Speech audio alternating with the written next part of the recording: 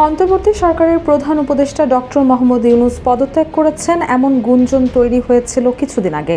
এমনকি অন্তর্বর্তী সরকারের সাবেক উপদেষ্টা ও বর্তমান নবগঠিত রাজনৈতিক দল জাতীয় নাগরিক পার্টির আহ্বায়ক নাহিদ ইসলামও এই কথা জানিয়েছিলেন।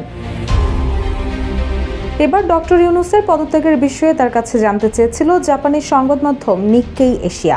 জবাবে তিনি বলেছেন, যেহেতু পদত্যাগের বিষয়ে বাংলাদেশে কোনো কথা বলেননি, তাই বিদেশে বিষয়টি নিয়ে কথা বললে তার জন্য তা বিপদ তৈরি করতে পারে। নিক্কেইয়ের প্রতিবেদনে বলা হয়, গত সপ্তাহে খবর ছড়িয়ে পড়েছিল যে ডক্টর ইউনূস এক ছাত্রনেতাকে বলেছিলেন, যদি দলগুলো সংস্কার ও নির্বাচনের সময়সীমা নিয়ে একমত না হয় তবে তিনি পদত্যাগ করতে পারেন। তিনি এমন মনোভাব প্রকাশ করেছেন কিনা জানতে চাইলে ডক্টর ইউনূস বলেন, আমি বাংলাদেশেও এই প্রশ্নের উত্তর দেইনি। RICL TMX, যুগের পর যুগ স্থাপনা থাকে মজবুত।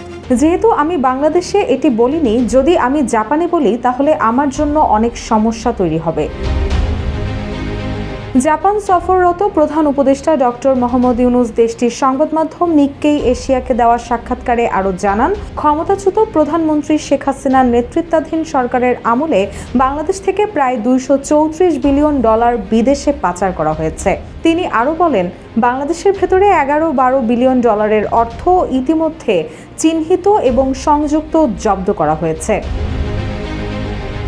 ডক্টর ইউনূস বলেন, বাংলাদেশের বর্তমান সরকার একবার এই বিলিয়ন ডলারের অর্থ হাতে পেলে দুটি সার্বভৌম সম্পদ তহবিল প্রতিষ্ঠা করার পরিকল্পনা করেছে।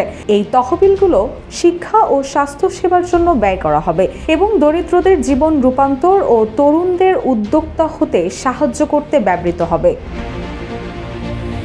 রুশাসু, জয় জয় দিন।